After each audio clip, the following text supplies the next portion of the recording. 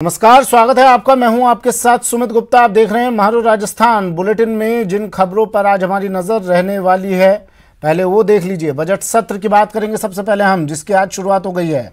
फिर बात होगी बांसवाड़ा की, जहां 5 शव मिलने से सनसनी फैल गई है। इसके बाद बात करेंगे हनुमानगढ़ की, जहां नहर में बहे 4 लोगों की तलाश जारी है। बात करेंगे 100 करोड़ की महारैली की भी। लेकिन इन तमाम खबरों से पहले इस वक्त की बड़ी खबर जयपुर से।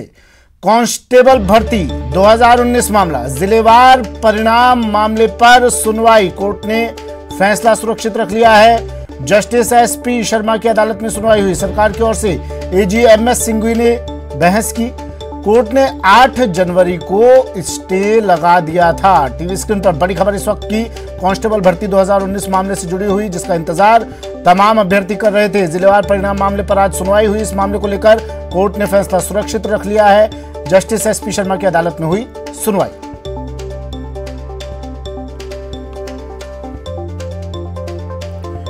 सचिन मेरे सहयोगी हमारे साथ फोनलाइन पर जुड़ गए हैं। सचिन, सुनवाई हुई आज कांस्टेबल भर्ती 2019 मामला, क्या कुछ रहा आज सुनवाई के दौरान?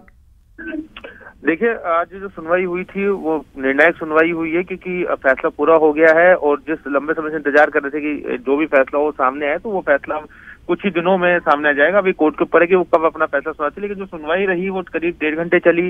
दोनों पक्षों, चाहे सरकार हो याचिकाकर्ता हो, उनकी तरफ से वकीलों ने जमकर पैरवी की। सरकार की तरफ से कहना था कि जो सेवा नियम है, राजस्थान पुलिस अधीनस्थ सेवा नियम, उसके तहत जो एसपी है, पुलिस अधीक्षक है जिले का, वही अपॉइंटिंग अथॉरिटी पहले से घोषित किया हुआ है। ऐसे में अगर जिलेवार परिणाम सरकार जारी कर रही है, विभाग जारी कर रहा है, तो वो गलत नहीं है, वो नियमों के तहत है।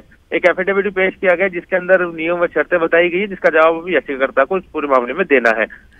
वहीं याचिकाकर्ता की तरफ से कहा गया कि जिन सेवा नियमों का हवाला एजी दे रहे हैं, उन्हीं सेवा नियमों में ये बात साफ की गई है कि स्टेट मरीज जारी की जाएगी किसी भी भर्ती परीक्षा को लेकर, अगर पुलिस विभाग में होती है। और इसको लेकर 3 बार अलग अलग डेट पर सर्कुलर भी जारी किए गए हैं पुलिस विभाग की तरफ से। इस तरह की दलीलें आज याचिकाकर्ता की तरफ से थी। और जब दोनों पक्षों की दलीलों को सुनने के बाद जस्टिस एसपी शर्मा ने सुनवाई को पूरा माना और अब फैसला सुरक्षित रख लिया है। अब जब भी फैसला आएगा तो निर्णायक फैसला होगा एकल पीठ का। तो अब देखना ये होगा कि किस तरह का फैसला आएगा। महत्वपूर्ण इसलिए भी हो जाता है सुमित, क्योंकि 15 लाख अभ्यर्थियों ने परीक्षा दी है। अब तक सबसे ज्यादा अभ्यर्थी ऐसे थे जिन्होंने परीक्षा दी है। तकरीबन 13 लाख ने 15 लाख ने फॉर्म इसमें भरे थे। उसके बाद अगर इससे बड़ी कोई भर्ती परीक्षा होगी तो वो रीट की परीक्षा होगी।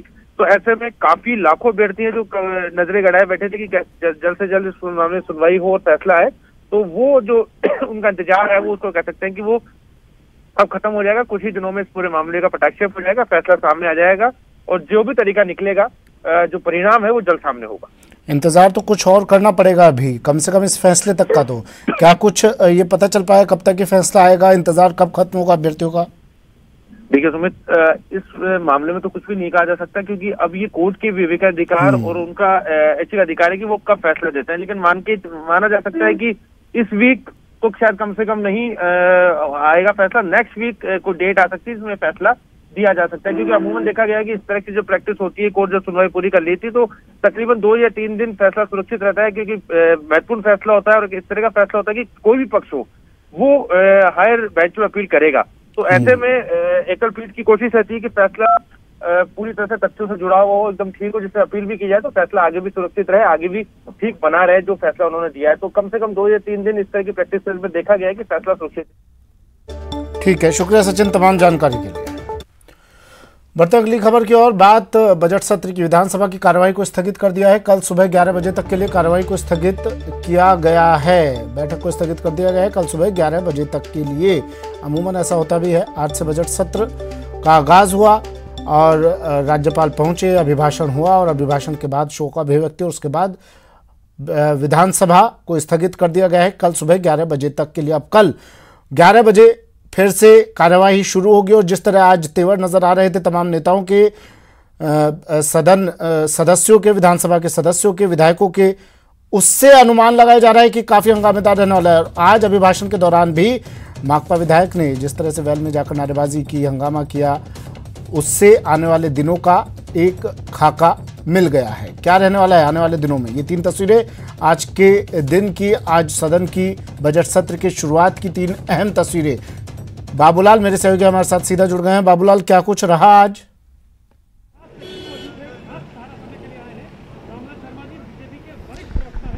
किस तरह का ये सत्र चलेगा इसकी पहले ही दिन झलक देखने को मिली। माकपा के बलवान पूनिया ने निशाना तो बीजेपी के ऊपर साधा और कहा कि जय श्री राम का नारा लगाने वाली पार्टी को जय श्री किसान की भी सुननी चाहिए। किसान अन्नदाता बॉर्डर पर बैठा हुआ है, उसकी सुनवाई नहीं हो रही है, बहुत ही मुश्किलें हो रही हैं। और मेरे साथ बलवान पूनिया को मैं जोड़ने की कोशिश करूंगा, वो आ गए हैं विधानसभा से ठीक बाहर, और उनसे जानते हैं कि आखिर बलवान पूनिया आपकी आपत्ति क्या थी? आपने जय श्री किसान का नारा बुलंद किया। इसमें आ गया, आपने जय श्री किसान का नारा बुलंद किया। मैंने किसान का नारा इसलिए बुलंद किया कि आज देश में किसान का बहुत बड़ा इश्यू है, बहुत बड़ा आंदोलन है। तीनों काले कानून उनको वापस लेने के लिए किसान की जो लड़ाई चल रही है, उस लड़ाई को आज हम प्राथमिकता से नहीं उठाएं तो फिर सदनों में आने की जरूरत कहाँ है? तो फिर अगला कदम क्या होगा? आप किस तरह से सजग? मैं जब तक ये काले कानून वापस लेने में लगातार जहाँ भी उचित होगा, कांग्रेस भी विरोध कर रही है, जहाँ भी दिखाई नहीं दिए जहाँ वो उनसे पूछिए, मेरा पूछिए मुझसे कि मैं मजबूती से लड़ रहा हूँ और मैं लड़ूंगा और किसान हमारे बहुत मजबूती के साथ लड़ रहे हैं। तो ये आपने सुना, सुमित बलवान पूनिया माकपा के एमएलए हैं, भादरा से चुन करके आते हैं। वो ये कह रहे थे कि जब तक काले कानून वापस नहीं होंगे, कृषि कानून जो कि केंद्र की सरकार ने बनाए, तब तक वो सदन में किसानों की आवाज को बुलंद करते रहेंगे। साथ ही जो राज्यपाल का अभिभाषण हुआ, उसमें राज्य सरकार ने राज्यपाल के श्रीमुख से ये तक कहलवा दिया कि जो पेट्रोल और डीजल की दरें बढ़ी हुई है वो इस वजह से बढ़ी हुई है क्योंकि एक्साइज ड्यूटी कहीं ज्यादा है और केंद्र सरकार को एक्साइज ड्यूटी कम करनी चाहिए ताकि राजस्थान को भी रिलीफ मिले। प्रदेश में जो तेल की कीमतें जो आसमान छू रही हैं वो कम हो जाएं। तो कुल मिलाकर के आज पहले ही दिन यानी कि सरकार ने भी अपनी तरफ से आक्रामक रुख अख्तियार किया। बाबूलाल रोक रहा हूँ यहाँ पे, बलवान पूनिया मीडिया से मुखातिब हो रहे हैं, सुन लेते हैं की तरफ से। और मैं आप सब साथियों से कहना चाहता हूँ कि हम लगातार हमारी बात कहने में कामयाब रहे।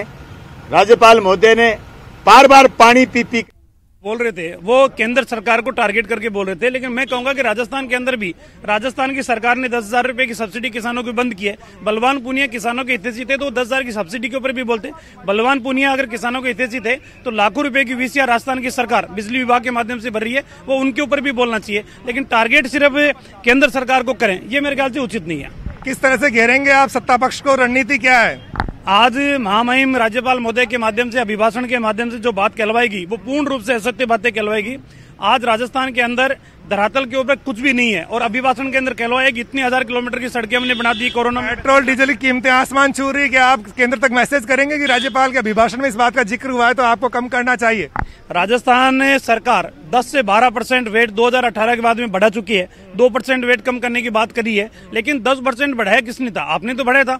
और आसपास के राज्यों के अंदर भी अगर राजस्थान सरकार की देखें तो डीजल और पेट्रोल सबसे महंगा है। तो राजस्थान सरकार को चाहिए कि कम से कम वेट में कमी करके कुछ जनता को राहत देने का काम करें। कल से जो है अभिभाषण के ऊपर चर्चा होनी है, क्या तैयारी आप लोगों की? तैयारी हमारी पूरी है। हर मुद्दे के ऊपर सरकार को हम घेरेंगे, चाहे वो किसान का मुद्दा हो, चाहे क्राइम का मुद्दा हो, चाहे पीने के पानी का मुद्दा हो, चाहे सड़क का मुद्दा हो। हर मुद्दे के ऊपर सरकार को घेरेंगे और सरकार ने 2 साल के अंदर ऐसा कुछ भी नहीं किया कि जिसके आधार पर वो वाहवाही लूट सके। बाबूलाल पूछिए, हंगामा करेंगे या सदन चलने में सहयोग भी करेंगे? और ये कह रहे थे कि सरकार को हर मुद्दे पर घेरने की। जी सुमित, हंगामा ही करेगा विपक्ष या सदन को चलाने में सहयोग भी करेगा?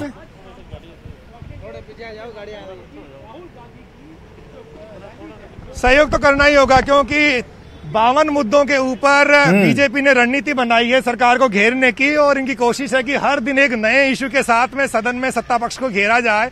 और बीजेपी को लगता है कि कांग्रेस में फूट है, नेता आपस में बटे हुए हैं, तो क्यों नहीं इस फूट का फायदा उठा करके यानी कि जनता के सामने सरकार की कलई खोली जाए। लेकिन कांग्रेस भी उम्मीद कर रही कि जिस तरह से धड़ों में बटी हुई बीजेपी है तो क्यों नहीं एक्सपोज किया जाए जनता के सामने कि विपक्ष एकजुट नहीं है, विपक्ष को मुद्दे उठाने नहीं आते हैं और आम जन से जुड़े हुए मुद्दों से विपक्ष का कोई सरोकार नहीं है। तो दोनों ही यानी कि सत्ता पक्ष और विपक्ष में तीखी नोकझोंक देखने को मिलेगी। 4 दिन जो है अभिभाषण के ऊपर चर्चा होनी है और उसके बाद में बजट आएगा। तो माना यह जा रहा है कि 17 सत्ता पक्ष को 52 मुद्दों का खुलासा हुआ? कौन कौन से मुद्दे हैं या फिर कल से ही एक एक कर वो मुद्दे सामने आएंगे? राजस्थान का किसान भी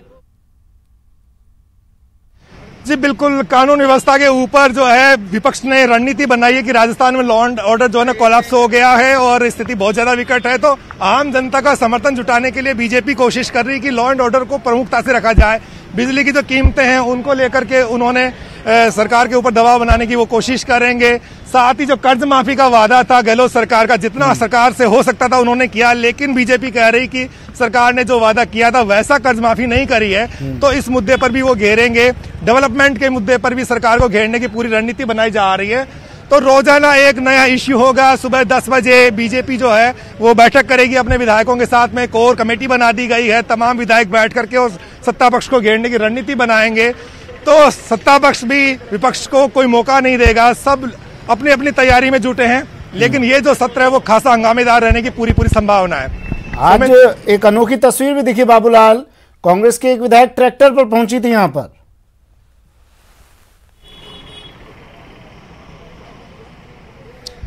जी देखिए, तैयारियां पूरी है। आपका सवाल मेरे कानों तक ठीक से नहीं पहुंच पाया।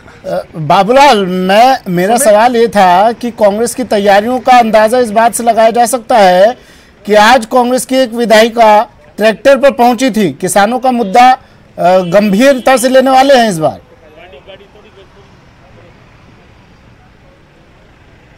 बिल्कुल मुख्य एजेंडे में है कांग्रेस के किसान। उनको लगता है कि किसानों का अगर समर्थन मिल जाएगा तो कहीं कोई दिक्कत नहीं आएगी, इसलिए किसानों के मुद्दे को जोर शोर से उठाएगी पार्टी।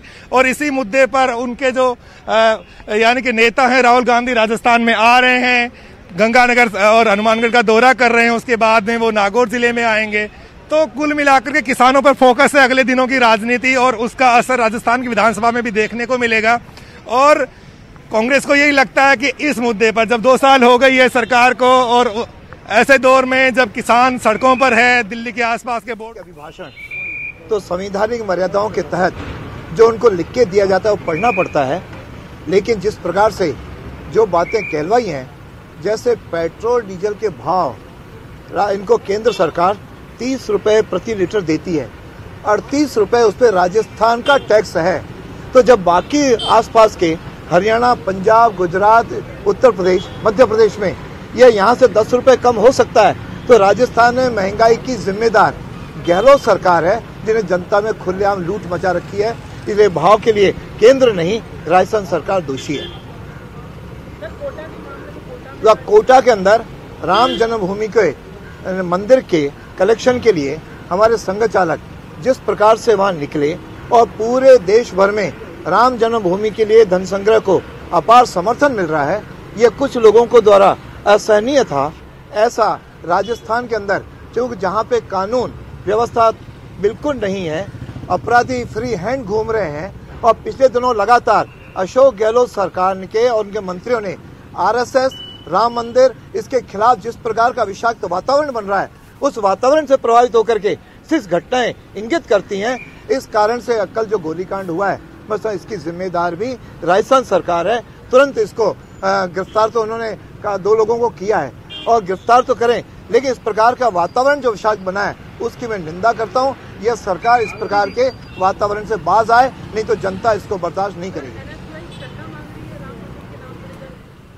कांग्रेस तो शुरुआत आज बजट सत्र का आगाज, लेकिन पहले ही दिन तस्वीर दिखाई दी हंगामे की भी। कांग्रेस विधायक इंदिरा मीणा ने किसानों के समर्थन में ट्रैक्टर चलाकर राज्य विधानसभा पहुंची। उन्होंने कहा, हम ट्रैक्टर लेकर किसानों और देश की जनता को संदेश देने आए हैं कि हम पूरी तरह किसानों के समर्थन में हैं।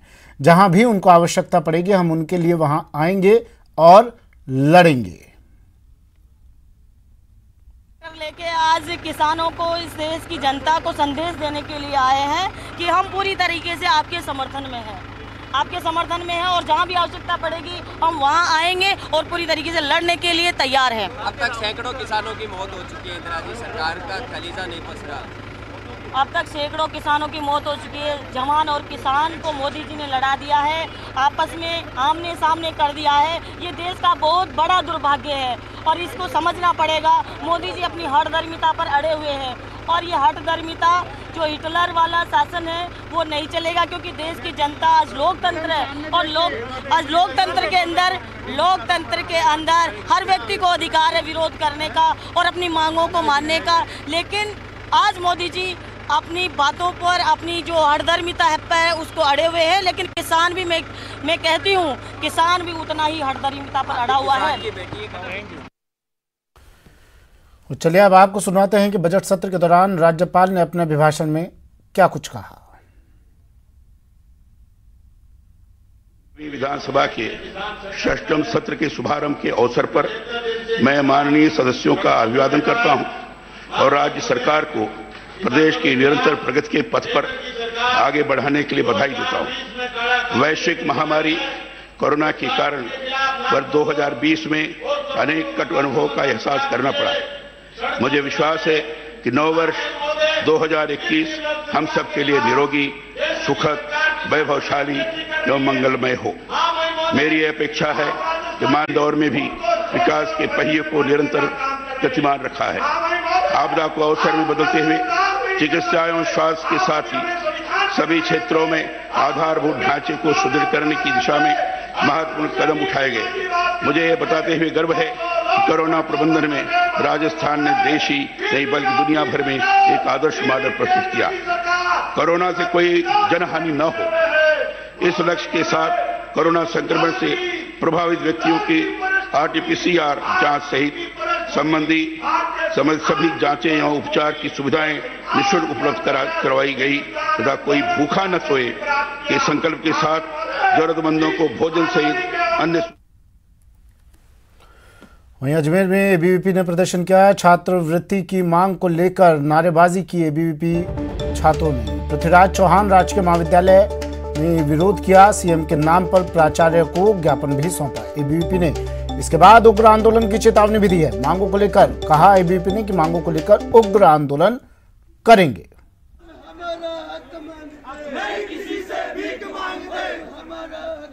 क्लासें बंद थी और वो किताबों का कैसे अपने जुगाड़ करेगा, कैसे कोरोना का लोग परिषद छात्रवृत्तियों के लिए लड़ रहा है और विद्यार्थी परिषद हर एक विद्यार्थी को छात्रवृत्ति दिलाएगा। जब 5,000 रुपए सालाना छात्रवृत्ति जो दी जाती है, आज हमने प्राचार्य को ज्ञापन सौंप के अवगत कराया कि कॉलेज आयुक्तालय और मुख्यमंत्री को आप लेटर लिख के विद्यार्थियों की मांग को बताए, अन्यथा अगर इस मांग को उठाया नहीं गया, जल्द से जल्द पूरा नहीं किया गया तो विद्यार्थी परिषद पूरे प्रदेश में छात्रवृत्तियों के लिए, उनकी छात्रवृत्ति के लिए उग्र आंदोलन करेगी। वक्त एक ब्रेक का। ब्रेक के बाद दिखाएंगे 100 करोड़ की सुपर रैली।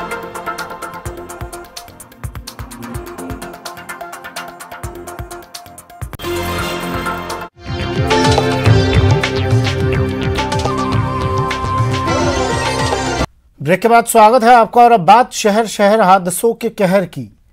सबसे पहले बात टोंक की। टोंक में ट्रैक्टर और बाइक में जबरदस्त भिड़ंत हो गई और इस हादसे में भाई बहन की मौके पर ही मौत हो गई। इसके बाद ड्राइवर ट्रैक्टर ट्रॉली छोड़कर मौके से फरार हो गया। तो नागौर के खींवसर में भी हादसे का कहर देखने को मिला। यहां भीषण सड़क हादसे में 4 लोगों की मौत हो गई। झालावाड़ के पनवाड़ में श्रद्धालुओं से भरी एक ट्रैक्टर ट्रॉली बेकाबू होकर पलट गई, जिससे हादसे में ट्रैक्टर ट्रॉली में सवार एक 12 साल की बच्ची की मौत हो गई। वहीं पाली में नेशनल हाईवे 162 पर पिकअप का टायर फटने से बड़ा हादसा हो गया। हादसे में 8 महिलाओं समेत कई मजदूर गंभीर रूप से घायल हो गए।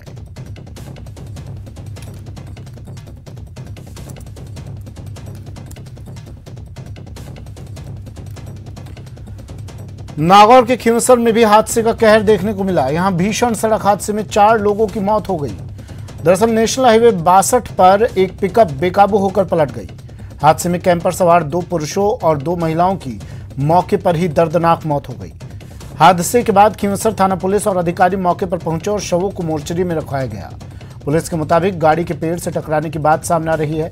फिलहाल पुलिस ने मामला दर्ज कर जांच शुरू कर दी है।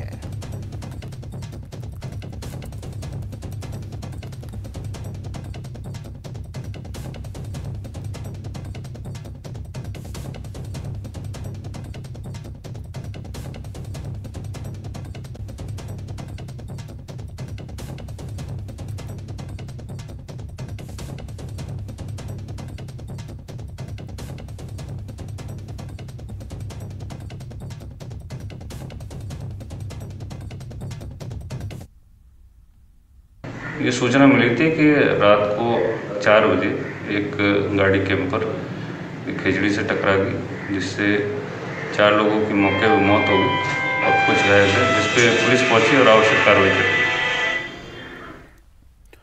वहीं खींवसर हादसे पर सीएम ने ट्वीट कर दुख जताया। खींवसर हादसे की लिखा उन्होंने ट्वीट किया कि खींवसर हादसे की खबर मिलने से बहुत दुखी हूं।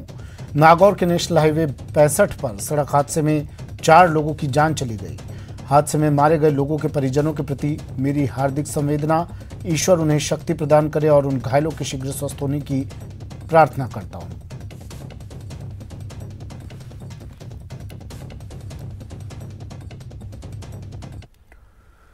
खबर टोंक से। टोंक में ट्रैक्टर और बाइक की जबरदस्त भिड़ंत हो गई। इस हादसे में भाई बहन की मौके पर ही मौत हो गई, जबकि बच्चों के चाचा गंभीर रूप से घायल हो गए। हादसे के बाद ड्राइवर ट्रैक्टर ट्रॉली छोड़कर मौके से फरार हो गया। घायल चाचा को आनन फानन में अस्पताल लाया गया। हादसे की जानकारी मिलने के बाद सभापति अली अहमद भी मौके पर पहुंचे और घायल का हाल जाना। बताया जा रहा है कि चाचा भतीजे और भतीजी को स्कूल छोड़ने जा रहे थे, तभी हादसा ये हो गया। मरने वाले दोनों पुलिसकर्मी राजेश शर्मा के बच्चे हैं। हादसे की जानकारी के बाद एएसपी सुभाष मिश्रा भी घायलों के हाल जानने अस्पताल पहुंचे।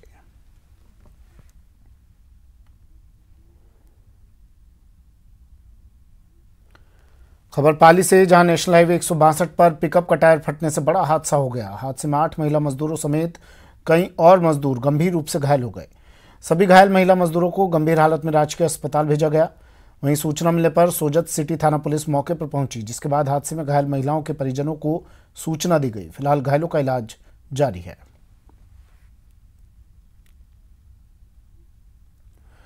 खबर झालावाड़ से। झालावाड़ के पनवाड़ में श्रद्धालुओं से भरी एक ट्रैक्टर ट्रॉली बेकाबू होकर पलट गई, जिससे हादसे में ट्रैक्टर ट्रॉली में सवार एक 12 साल की बच्ची की मौत हो गई। वहीं 20 से ज्यादा लोग घायल हो गए। मामले की जानकारी मिलने पर खानपुर डीएसपी और पनवाड़ थाना पुलिस भी मौके पर पहुंची और घायलों को झालावाड़ के जिला एसआरजी अस्पताल भिजवाया गया, जहां सभी का इलाज जारी है। हनुमानगढ़ के लखवाली गांव में देर रात एक कार नहर में जा गिरी, जिसमें 4 लोग नहर में बह गए। इन लोगों की तलाश में पुलिस और रेस्क्यू टीम लगी हुई है। टाउन पुलिस के अनुसार चारों लोग अपने परिवार के साथ सीकर से संगरिया लौट रहे थे। इसी दौरान कार ढलान पर होने के कारण नहर में बह गई। हादसे में ड्राइवर बच गया। फिलहाल पुलिस अधीक्षक प्रीति जैन और पुलिस के आला अधिकारी मौके पर मौजूद हैं और नहर में लापता लोगों की तलाश जारी है। और बांसवाड़ा से इस वक्त की बड़ी खबर, एक पिता समेत 4 बच्चों की मौत।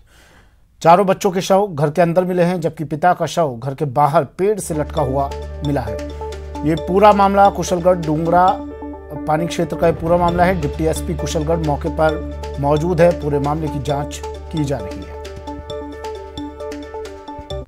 तो ये खुद जो है बाबू नाम है इसका, ये डुंगला पानी का रहने वाला है और अंदर 4 बच्चे मृत अवस्था में है। अभी ऑफिशियल टीम आ रही है, उसके बाद पता चलेगा कि इनकी मृत्यु का कारण क्या है। बढ़ते अगली खबर की ओर। खबर कोटा से। कोटा के रामगंज मंडी में आरएसएस के जिला संघ चालक पर हमला करने वाले 3 बदमाशों को पुलिस ने गिरफ्तार कर लिया है। बता दें कि हत्या के बाद मंगलवार रात तनाव के हालात पैदा हुए थे। व्यापारी और आरएसएस के कार्यकर्ताओं ने इस हमले का विरोध करते हुए थाने का घेराव किया था, जिसके बाद ग्रामीण एसपी और एएसपी समेत आला अधिकारी मौके पर पहुंचे और नाराज लोगों को समझाने की कोशिश की। मकसूद पाया कि बच्चों ने बाबू पाया है और भी हैं, बस वो यही कह रहे हैं कि नीति संग्रहण मत करो, ये राम उत्सव का काम मत करो। धमकी दे रहे थे मेरे को। खबर कोटा से। कोटा में स्टोन व्यापारी पर गोली चलाने वाले आरोपियों को गिरफ्तार कर लिया गया है। गोली चलाने वाले 3 बदमाशों को कोटा जिला ग्रामीण पुलिस ने धर दबोचा है। कोटा ग्रामीण पुलिस अधीक्षक शरद चौधरी ने पीसी कर मामले की जानकारी दी। उन्होंने बताया कि घटनाक्रम को अंजाम देने वाले मुख्य आरोपी को दबिश देते हुए गिरफ्तार किया है। साथ ही रामगंज मंडी कस्बे के बंद को लेकर अतिरिक्त पुलिस अधीक्षक ने कहा है कि पुलिस ने कस्बे में अतिरिक्त जाब्ता तैनात किया है और जो बंद कार्य प्रदर्शनकारी व्यापारी हैं उनसे कस्बे में शांति बनाए रखने और पुलिस का सहयोग करने के लिए कहा गया है।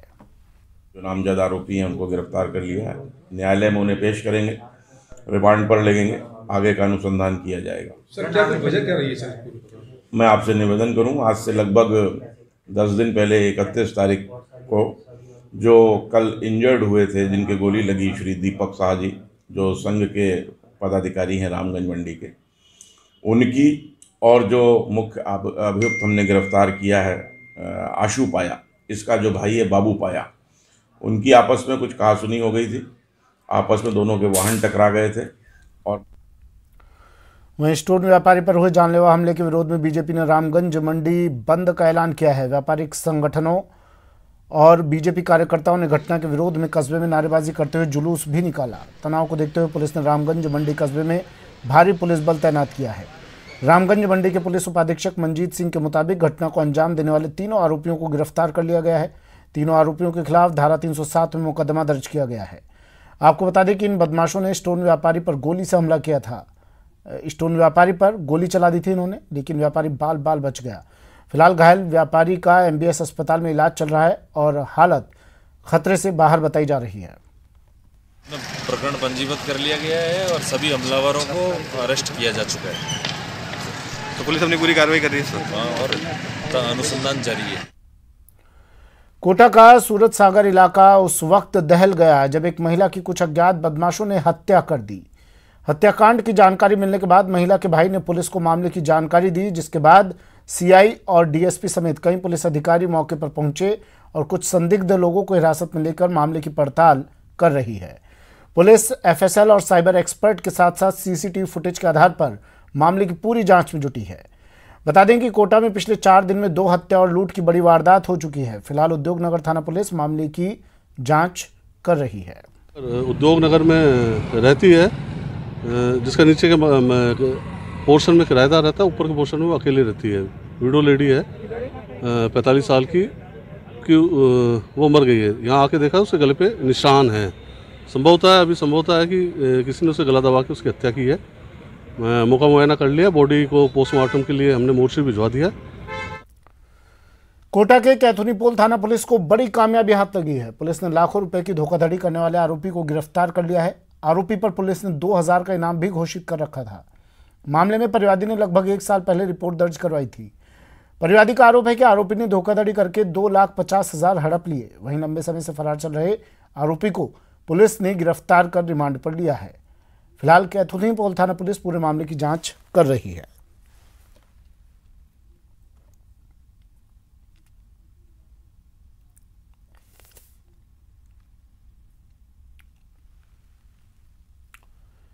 और बड़ी खबर, कार्य सलाहकार समिति की बैठक समाप्त। सदन में आगामी दिनों में होने वाले कामकाज हुए पर चर्चा हुई। 24 फरवरी को प्रदेश का बजट पेश होगा। गुरुवार से शनिवार तक अब सदन की बैठक होगी। 15 को राज्यपाल अभिभाषण पर सरकार की ओर से जवाब आएगा।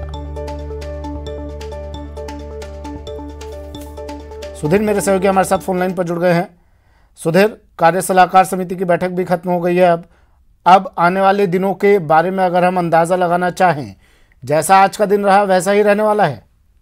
देखिए, क्योंकि आज का दिन तो राज्यपाल अभिभाषण के साथ था, लेकिन सबसे बड़ी बात ये है कि 24 फरवरी का प्रदेश का बजट मुख्यमंत्री अशोक गहलोत सदन के अंदर पेश करेंगे। ये अपने आप में बड़ी खबर है प्रदेश के लिहाज से कि प्रदेश का 24 फरवरी को सदन के अंदर पेश होगा। कार्य सलाहकार समिति की बैठक में ये निकलकर सामने आया है। हालांकि अभी इसका प्रस्तावना है, जो इसका अनुमोदन है वो सदन के अंदर किया जाएगा। लेकिन जो जानकारी मिली है, जो बताया जा रहा है सूत्रों के हवाले से, जो खबर मिल रही है उसके मुताबिक अब कल यानी गुरुवार से लेकर शनिवार तक, यानी इस बार शनिवार का जो छुट्टी का दिन होता है उस दिन भी सदन चलेगा। और सोमवार को यानी 16 तारीख को या 15 तारीख को राज्य सरकार की ओर से जब राज्यपाल अभिभाषण पर जो बहस होती है उसका जवाब दिया जा सकता है। तो बड़ी खबर के रूप में कार्य सलाहकार समिति की बैठक में जो निकलकर सामने आ रही है वो इस तरह से है। सूत्रों से मिली जो जानकारी है कि 24 फरवरी को प्रदेश का बजट पेश होगा। ये अब तारीख तय हो गई है सुधीर, क्योंकि पहले तारीख 17 फरवरी की आ रही थी, लेकिन अब 24 तारीख आई है। ये तय तारीख मानी जाए अब? देखिए, बिल्कुल तय तारीख मानी जा सकती है, क्योंकि राज्यपाल अभिभाषण पर बहस और बहस की ओर से सरकार का जवाब, और उसके बहस में जो तैयारी करने के लिए सरकार को जितना वक्त चाहिए होता है, क्योंकि असल में जो केंद्र सरकार का जो बजट आया उसका रिफ्लेक्शन और क्या क्या स्टेट के ग्रांट्स आएगी, उन सब की पड़ताल करते करते कितना बजट के सेंट्रल से मिलने आएगा, उसी हिसाब से बजट की घोषणा तैयार की जाती है। जो बजट तैयार होता है उसी दृष्टिगत रखते हुए जो बजट जो पेश किया जाएगा वो 24 फरवरी को सुबह 11 बजे राजस्थान विधानसभा का बजट आएगा। आज के दिन एक विधायक ने वेल में जाकर हंगामा किया। माकपा विधायक ने केंद्र सरकार पर निशाना साध रहे थे। वो आने वाले दिनों में भी इसी तरह की तस्वीर सामने आ सकती है? बिल्कुल, क्योंकि एक तरफ से देखें तो केंद्र सरकार ने किसानों का जो बिल पास किया गया उसके पक्ष में अलग माहौल दिखेगा, तो राज्य सरकार क्योंकि यहाँ कांग्रेस की है इसलिए विपक्ष में वो माहौल दिखेगा। आज जो विधायक है बलवान पूनिया राज्यपाल अभिभाषण के दौरान लगातार केंद्र के कृषि कानूनों का विरोध करते नजर आए, केंद्र सरकार के खिलाफ नारेबाजी करते आए, बिल के खिलाफ नारेबाजी करते रहे। उन्होंने एक बार ये भी कहा, राज्यपाल महोदय आप तो कुछ कहो। तब राज्यपाल महोदय ने बड़ी चुटकी लेते और सर दर्द से कहा कि मैं तो बोल ही रहा हूं भाई। तो ये बात भी सामने आई। तो दूसरी ओर जब बलवान पूनिया वेल में पहुंच गए। जी चलिए, शुक्रिया सुधीर, तमाम जानकारी के लिए। बड़ी खबर है इस वक्त की, 24 फरवरी को होगा प्रदेश का बजट पेश। कार्य सलाहकार समिति की बैठक समाप्त हो गई है और इस बैठक से जो खबर निकलकर सामने आई बड़ी खबर के तौर पर, बड़ी खबर के रूप में, वो ये कि 24 फरवरी को प्रदेश का बजट पेश होगा। गुरुवार से शनिवार तक सदन की बैठक चल सकती है। 15 को राज्यपाल अभिभाषण पर सरकार की ओर से जवाब आएगा और 24 फरवरी को प्रदेश का बजट पेश होगा। बड़ी खबर। बढ़ते हैं अगली खबर की ओर। अजमेर के दरगाह थाना क्षेत्र में पुलिस को सैकड़ों की संख्या में कचरे के डिब्बे में पड़े हुए दस्तावेज मिले हैं। इनमें किसी शख्स का पैन कार्ड है तो किसी का आधार कार्ड शामिल है। बता दें कि दरगाह क्षेत्र में जायरीन या अन्य लोगों की जेब से पर्स निकालकर चोर के इन दस्तावेजों को कचरे में फेंक देते हैं। दरगाह क्षेत्र में आए दिन जेब काटने की घटनाएं सामने आती है। पुलिस ने सभी दस्तावेज बरामद करते हुए अपने पास रख ली है, जिसके बाद जिन लोगों के दस्तावेज हैं उनसे संपर्क कर उन्हें ये लौटाए जाएंगे। एक ब्रेक लेते हैं, जल्द हाजिर होंगे।